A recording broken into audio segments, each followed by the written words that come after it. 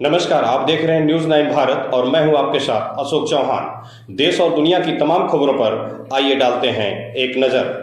खबर आजमगढ़ के बिलरियागंज से। गोपालपुर विधानसभा क्षेत्र के समाजवादी पार्टी के क्षेत्रीय विधायक नफीस अहमद ने गोपालपुर विधानसभा क्षेत्र में 3.25 लाख 325 करोड़ की लागत से बनने वाली 50 परियोजनाओं का शनिवार को नसीरपुर बाजार में स्थित सपा कार्यालय पर लाल फीता काटकर शिलान्यास किया। इस मौके पर पत्रकारों से बातचीत करते हुए उन्होंने कहा कि हम विपक्ष में होते हुए भी अगर इतना काम कर सकते हैं तो सत्ता में होकर इससे भी ज्यादा काम कर सकते हैं, जैसा कि पूर्व में आजमगढ़ के लिए माननीय मुख्यमंत्री और अखिलेश यादव जी ने किया है। उन्होंने कहा कि भाजपा राज में महंगाई और बेरोजगारी चरम सीमा पर व्याप्त है।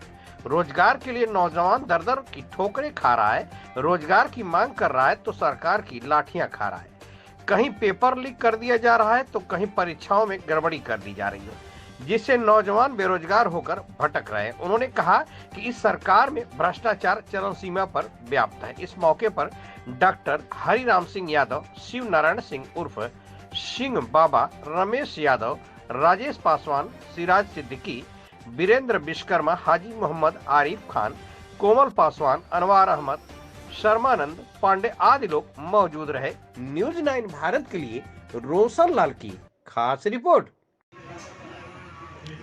सर, आज आप गोपालपुर विधानसभा क्षेत्र के नसीरपुर बाजार में सपा के कार्यालय पर इतनी संख्या में अपने दल बल के साथ है, क्या मतलब है इसका? देखिए, आज हम सभी हमारे नेता जो विधानसभा गोपालपुर के हैं, ये सारे लोग हम सब इकट्ठा होकर यहाँ पर लगभग 3.25 करोड़ क्या लागत से जो नाली, खड़ंजा, सीसी, रैन बसेरा, इन सारे कामों का शिलान्यास कर रहे हैं। सभी हमारे सम्मानित नेता यहाँ पे हैं और ये गोपालपुर की जनता के लिए समर्पित है। और इसी तरीके से लगातार हम लोग गोपालपुर की जनता के लिए, यहाँ के विकास के लिए, जिस तरीके से जनता समाजवादियों पे भरोसा करके लगातार यहाँ से समाजवादी का साथ देती आई है, हम उसी तरीके से हम सारे समाजवादी नेता मिलकर जनता की जो सहूलियत के लिए जो भी कर सकते हैं, सड़क से लेकर विधानसभा तक लड़ने का काम करेंगे। सर, जनता में कभी कभी आवाज़ उठती है कि सत्ता पक्ष के जो लोग मनमानी कर रहे हो तो कर ही रहे हैं, लेकिन विपक्ष के लोग इस पे खामोश हैं, क्या वजह है? देखिए, हम लोग लगातार सभी मुद्दों पे, अभी आपने देखा होगा कि जब बजट सत्र चल रहा था तो हम लोगों ने सभी मुद्दों पे सरकार को घेरने का काम किया, चाहे वो शिक्षक भर्ती का मामला हो, चाहे पेपर लीक का मामला हो, जिस तरीके से पिछड़ों और दलितों का आरक्षण का हक मारा जा रहा उस मुद्दे पे, चाहे इलाज का मुद्दा हो, चाहे सड़क का मुद्दा हो, चाहे बिजली का मुद्दा हो, हर मुद्दे पे हम लोग सरकार से दो हाथ करने के लिए सरकार को घेरने का काम करते हैं। जो जनता की मांग है, जो जनता की आवाज़ है, उसको हम सारे लोग मिलकर उठाने का काम करते हैं। और ये कहीं से बात सही नहीं है।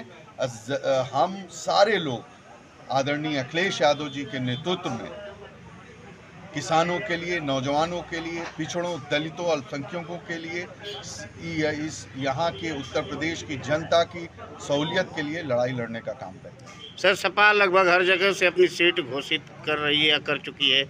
आजमगढ़ अभी फाइनल नहीं हुआ है, इस संबंध में क्या कहना आपका? देखिए, आजमगढ़ भी बहुत जल्दी फाइनल हो जाएगा और हम सारे जो जितने भी हम कार्यकर्ता नेता हैं, सब ने अपने राष्ट्रीय अध्यक्ष जी जो नौजवानों और किसानों के नेता हैं उनको छोड़ दिया है।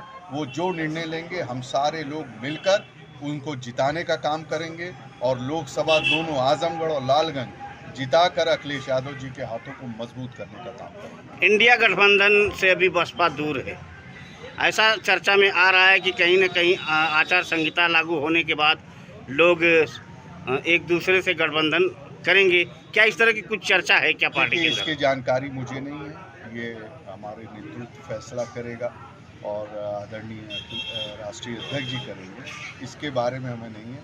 लेकिन हाँ, इतना ज़रूर हम कहेंगे कि आज जो उत्तर प्रदेश के अंदर जो माहौल है, जिस तरीके से नौजवानों के साथ धोखा हो रहा है, नौजवान मेहनत कर रहा, मशक्क़त कर रहा, उनके पेपर लीक्स हो जा रहे हैं, भर्तियां रद्द कर दी जा रही हैं, पिछड़े दलितों का आरक्षण पे हमला हो रहा है, उनके आरक्षण को ख़त्म किया जा रहा है, किसानों को कहा गया कि दुगना दाम दिया जाएगा, लेकिन किसानों को दुगना दाम नहीं मिल रहा। ऊपर से किसानों को और बदतर करने के लिए छुट्टा जानवर छोड़ दिए जा रहे हैं कि रात भर उन किसानों की मेहनत को रौंद दें उनकी आंखों के सामने। इन सारी चीज़ों से उत्तर प्रदेश की जनता ऊब चुकी है और आने वाले वक्त में माननीय अखिलेश यादव जी के नेतृत्व में इंडिया गठबंधन को मजबूत करके उत्तर प्रदेश से भारतीय जनता पार्टी और एनडीए का रास्ता रोकने का काम करेंगे। सर, जो वर्तमान सांसद हैं वो कह रहे हैं कि यहाँ से कोई भी आएगा हम उसको हटा के भेज देंगे। पिछली बार बसपा का गठबंधन था इसलिए देखिए, ऐसा है कि वो एक्सीडेंटल सांसद हैं, एक बार जीत गए गलती से, दोबारा नहीं जीतने वाले हैं। इस बार आजमगढ़ की जनता उनको बता देगी कि आजमगढ़ की जनता क्या चाहती है और उनका डब्बा पैक करके उनको वापस मुंबई भेजने का काम। बीजेपी 400 पार का नारा दे रही, उसके तैयारी, उसके खिलाफ आपकी क्या है? देखिए, हमारे पूरे जो हमारे नेता हैं, कार्यकर्ता हैं, वो बूथ लेवल पे काम कर रहे हैं, लोगों को जोड़ने का काम कर रहे हैं और हम जानते हैं जिसके बूथ पे कार्यकर्ता मजबूत हैं वही जीतता है। समाजवादी पार्टी का बूथ लेवल का संगठन पूरी तरीके से सक्रिय है। हमारे सेक्टर जोन के सभी सम्मानित नेता उसकी मॉनिटरिंग कर रहे हैं और हम इनका जो रथ है उसको रोकने का काम कर रहे हैं। तो एक वो राजभर जी जो अभी मंत्री बने हाल ही में, उनका बयान वायरल हो रहा है, पीला गमछा लेके थाने में जाने के लिए कह रहे हैं कार्यकर्ताओं को। देखिए, ऐसा है कि उनका जो बयान वायरल हो रहा है वो तो कैबिनेट मंत्री हैं, वो सही बात कह रहे हैं, गलत नहीं कर रहे हैं, वो सही कह रहे हैं, उनका दर्द बोल रहा है। आज थानों पे, तहसील में लूट हो रही, भ्रष्टाचार चरम सीमा पे। माननीय अखिलेश यादव जी ने डायल 100 लेके आया, आपने उसको 112 कर दिया। डायल 100 की जो सुविधा लेके आए थे, पूरी दुनिया की सबसे अच्छी टेक्नोलॉजी लेके आए जिससे क्राइम को कंट्रोल हो। आज डायल 100 क्या कर रही है? जनता, गरीब जनता अब 112 नंबर पे फ़ोन करना छोड़ दी, क्योंकि 112 पे फ़ोन करने का मतलब जो पीड़ित है वो भी पैसा दे और जिसने पीड़ित किया वो भी पैसा दे। धन उगाही का अड्डा बना हुआ है।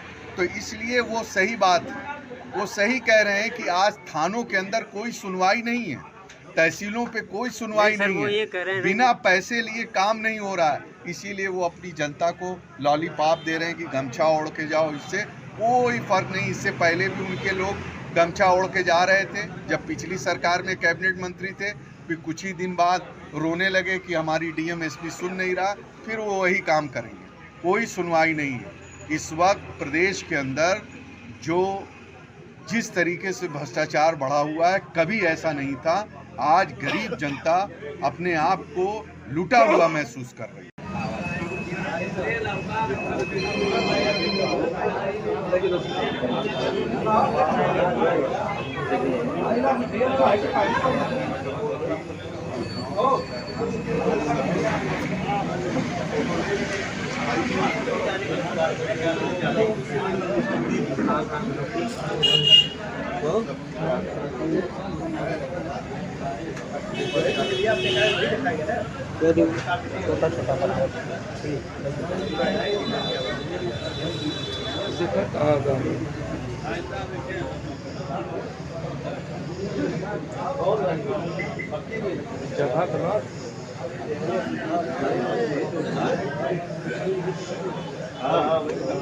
यहाँ खबरों का सिलसिला कभी नहीं थमता। सिर्फ और सिर्फ बने रहिए न्यूज़ 9 भारत पर।